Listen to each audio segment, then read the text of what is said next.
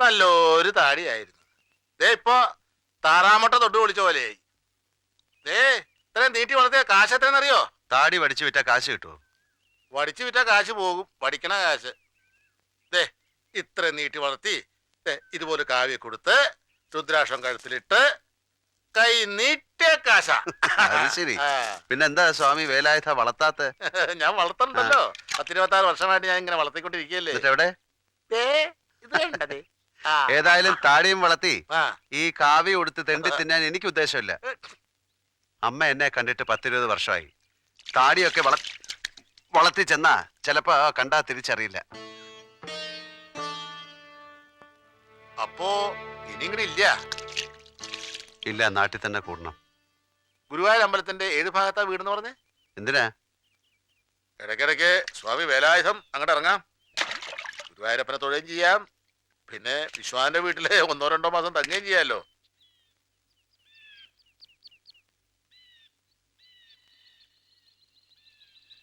പോവുകയാണെന്നറിഞ്ഞു. അതെ, വന്ന കാര്യങ്ങളൊക്കെ കഴിഞ്ഞു. ഇനി എന്താവശ്യമുണ്ടെങ്കിലും എന്നെ അറിയിക്കാം, ഞാൻ വരും. വീട്ടിലെ അഡ്രസ് അവിടെ ചെന്നിട്ട് ഞാൻ അറിയിക്കാം. അതിൻ്റെ ആവശ്യമില്ല. ഇനി ഞങ്ങൾക്ക് വേണ്ടി ബുദ്ധിമുട്ടണ്ട. ഇപ്പം തന്നെ നിങ്ങളുടെ പേരിൽ ഞങ്ങൾ വേണ്ടാത്തൊക്കെ കേൾക്കുന്നുണ്ട്. ദയവ് ചെയ്ത് ഇനി ഇങ്ങോട്ട് വരരുത്. ഞങ്ങൾ എങ്ങനെയെങ്കിലും ജീവിച്ചു പൊയ്ക്കോട്ടെ. പിന്നെ എൻ്റെ ഏട്ടൻ്റെ പാസ്പോർട്ട് സാധനങ്ങളും എനിക്ക് വേണം. ഇനി അതല്ലേ ബാക്കിയുള്ളൂ. ഞാനിപ്പോൾ എടുത്തു തരാം. ഇപ്പം വേണ്ട. ഇപ്പോ അത് കണ്ട ഞാൻ പൊട്ടിപ്പോ. ഞാൻ ആരെയും അറിയിച്ചിട്ടില്ല. പോണതിന് മുമ്പ് ഞാൻ പറയാം മുത്തശ്ശനോട്. വേണ്ട. ഏട്ടൻ വരുമെന്നും ഒരു നല്ല കാലം ഉണ്ടാവുമെന്നും വിചാരിച്ചിരിക്കണവരെല്ലാരും. അതങ്ങനെ തന്നെ ഇരുന്നോട്ടെ. ഭാനു മാത്രമല്ല, മനസ്സിൽ അടക്കി പിടിച്ച് ജീവിക്കണ്ടേ? അത് സാരമില്ല. അങ്ങനെ ജീവിച്ച് ഒരു ശീലായി.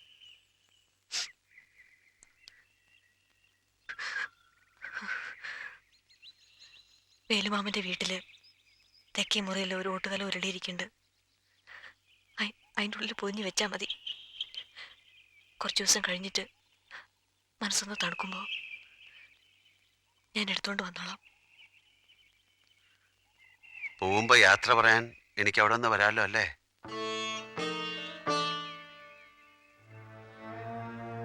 മുത്തശ്ശിയോട് രാജിയോടും ഒക്കെ വരില്ല എന്ന് പറയണ്ട. നിങ്ങൾ പോണത് അവർക്കൊക്കെ വലിയ സങ്കടമാണ്. വെറുതെ വിചാരിച്ചോട്ടെ ഇനി വരുമെന്ന്.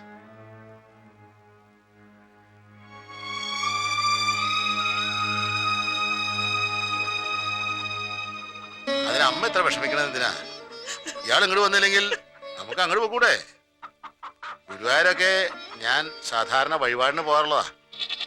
വാനേച്ചി സമ്മതിച്ചു വാങ്ങിക്കോളാൻ. ഒരെണ്ണം അവൾക്കുള്ളതല്ലേ, അവളുടെ കൊടുത്താ മതി. ഇത് രണ്ടും സുമക്കിരുന്നോട്ടെ. അപ്പോ എന്റെ പുതപ്പോ?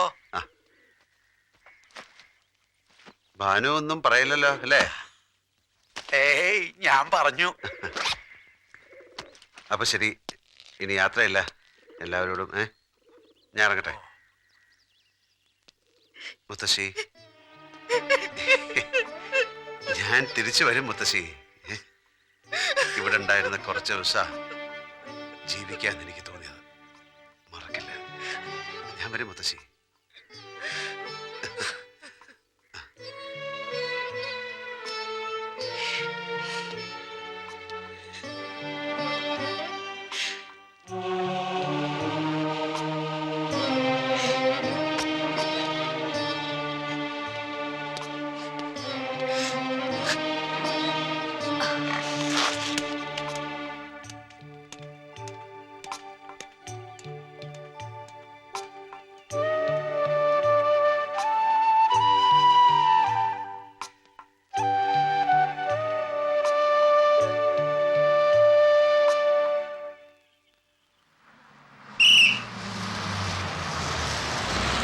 ഇറങ്ങില്ലേ? പോട്ടെ സ്വാമി വേലായുധ. അമ്മയെ എല്ലാവരും കുറ്റം പറഞ്ഞു. ഇപ്പോ മനസ്സിനൊരു വിഷമം. ഈ ബസ് എന്തിനാ ഇപ്പൊ വന്നേന്ന് തോന്നുന്നു. അല്ലെങ്കിൽ 1 മണിക്കൂർ കാത്തു നിന്നാലും വരില്ല. ചേട്ടൻ പോരണുണ്ടോ? പഴങ്കഥ പറയാൻ കണ്ട നേരെ. പോട്ടെ. ആ പോട്ടെ പോട്ടെ. പോറായ്.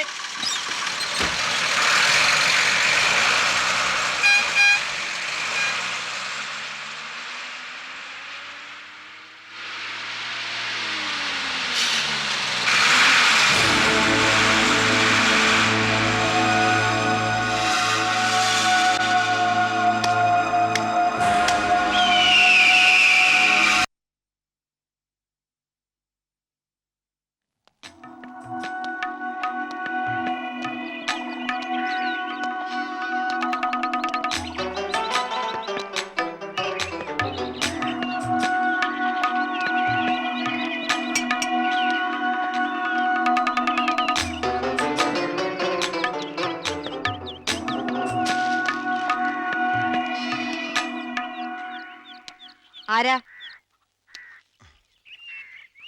എന്താ വേണ്ടേ? ഞാൻ കുറെ ദൂരെന്നാ. വിശ്വം ഇവിടെയാണോ താമസം? ഇതെന്താ സത്രോ വരണവർക്കും പോണവർക്കും താമസിക്കാൻ? അല്ല, ചോദിച്ചപ്പോ ചിലരൊക്കെ പറഞ്ഞേ. എന്നാലും പറഞ്ഞവരുടെ വീട്ടിലാ. അതെവിടെയാണാവോ? അയാൾ ഇവിടെയൊന്നും ഇല്ല. അയാളുടെ വീട്ടിൽ പോയി ഗുരുവായൂരം കണ്ട്. എവിടെ? ഗുരുവായൂരോ? ആ എനിക്കറിയില്ല, പോയി അന്വേഷിക്ക്. ഓരോ സാധനങ്ങൾ വന്ന് കേറി.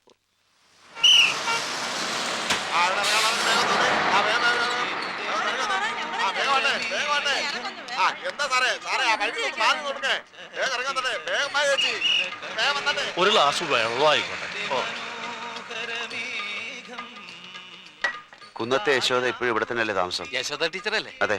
അതെ, ഈ വളവ് തിരിഞ്ഞ് 4ാമത്തെ വീടാ. പഴയ വീട് തന്നെയല്ലേ? അതെ. എവിടുന്നാ? കുറച്ച് ദൂരെന്നാ. ദൂരെന്ന് വെച്ചാ? ബോംബെന്ന്. ഞാൻ കാട്ടിത്തരാം. ഞാൻ ആ വഴിക്കാ. ആ. ടീച്ചർ ആരാ? ഒരു ബന്ധുവാ. അല്ലേ, ആദ്യത്തെ കല്യാണത്തിൽ ഒരു മകണ്ടായിരുന്നു. അയാളാണോന്ന് സംശയിച്ചു. അയാളും ബോംബെയിലാന്ന് പറഞ്ഞു കേട്ടിട്ടുണ്ട്. 10-20 കൊല്ലം മുമ്പ് പോയതാ. ഈ ടീച്ചർ ആദ്യത്തെ ഭർത്താവ് മരിച്ചതാ.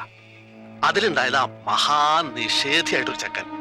2ാമത് വൈക്കത്തുകാരൻ ഗോപാലൻ നായരാ കെട്ടിയത്. നല്ലൊരു മനുഷ്യൻ.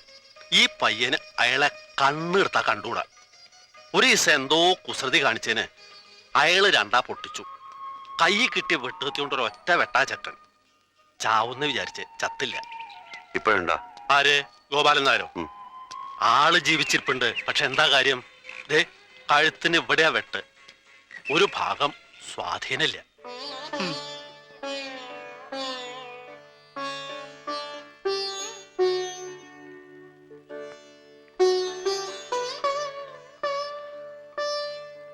മതി. ഇതും കൂടി കുടിക്കൂ. വേണ്ട, ചത്ത് കിട്ടിയാ മതി. മടുത്തു.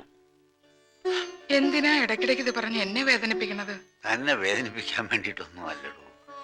തൻ്റെ ഈ കഷ്ടപ്പാടുകളൊക്കെ കാണുമ്പോ എത്ര കൊല്ലമായടോ ഈ കിടപ്പ. കണ്ടോ? സത്യം.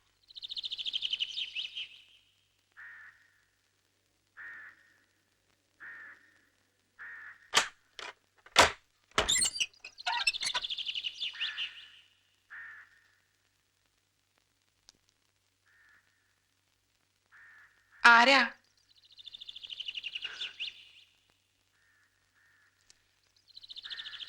അയ്യോ, എന്താ ഇത്?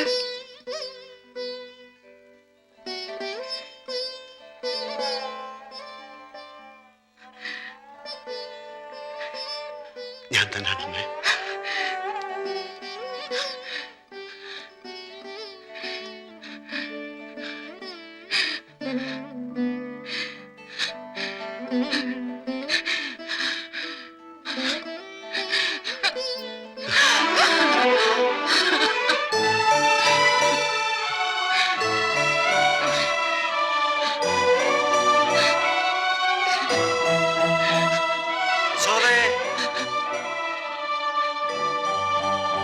അരിക്കുട്ടനാണോ?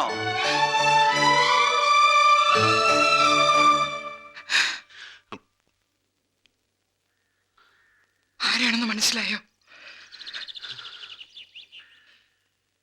ചത്തിട്ടില്ല. അതറിഞ്ഞിട്ട് കൊല്ലാനാണോ വന്നത്? അമ്മേ, എന്നെ അങ്ങനെ വിളിക്കണ്ട. എനിക്കിങ്ങനെ ഒരു മകനില്ല. ഞാൻ മറന്നുവെല്ലാം. എനിക്ക് വേണ്ട. യശോദേ, ആരാ അത്? ആരോ വഴിതെറ്റി വന്നതാ.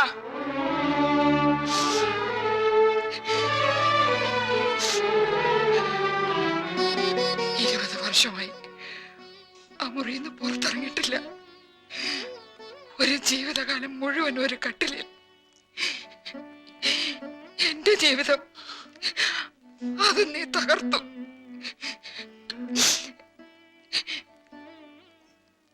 എന്നിട്ടിപ്പോ എന്തിനു വന്നു? അമ്മേ, വിവരവും വിവേകവും ഇല്ലാത്തൊരു പ്രായത്തില് അറിയാതെ ചെയ്തു പോയ ഒരു തെറ്റ്.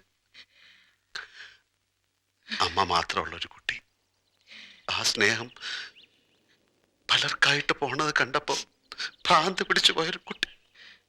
കുട്ടി സാധാരണ ഒരു കുട്ടി ചെയ്യണ കാര്യമാണോ നീ ചെയ്തത്? വേണ്ട, ഇനിയൊന്നും പറയണ്ട. കഴിഞ്ഞത് കഴിഞ്ഞു. നിന്നോട് എനിക്ക് വെറുപ്പൊന്നുമില്ല. പാതി ചത്ത് കട്ടിലേക്ക് കിടക്കുന്ന ആ മനുഷ്യനോട് ഇത്തിരി ദയ കാട്ടണം. അതിനെങ്കിലും എന്നെ അനുവദിക്കണം. അമ്മ പറഞ്ഞോളൂ, ഞാൻ എന്ത് ചെയ്യണം? എന്ത് പ്രായച്ചിത്വം ചെയ്യാം? ആത്മഹത്യ വരെ. അതെന്തിനാ? നീ നിന്റെ ഇഷ്ടത്തിന് എവിടെയെങ്കിലും പോയി സുഖമായി ജീവിച്ചോളൂ. 10-20 വർഷമായിട്ട് എനിക്ക് നീയും നിനക്ക് ഞാനും ഉണ്ടായില്ലല്ലോ. ഇനി അത് വേണ്ട. കുറ്റബോധം കൊണ്ടാണ് അമ്മേ ഞാൻ. എന്നെ ഉപേക്ഷിക്കരുത്. ഇപ്പൊ നിന്നേക്കാൾ വലുത് എനിക്ക് ആ മനുഷ്യന്. പാതി കൊന്നിട്ട് പോയ നിന്നോട് അദ്ദേഹം പൊറുക്കൂ? സ്നേഹം പോണെന്ന് പറഞ്ഞ് ഇനി നീ കൊല്ലൂല്ല എന്നെന്താ ഉറപ്പ്?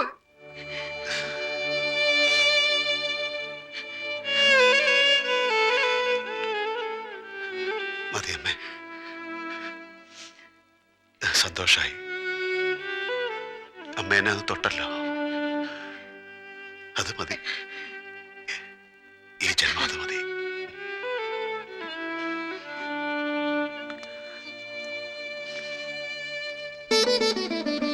Thank you.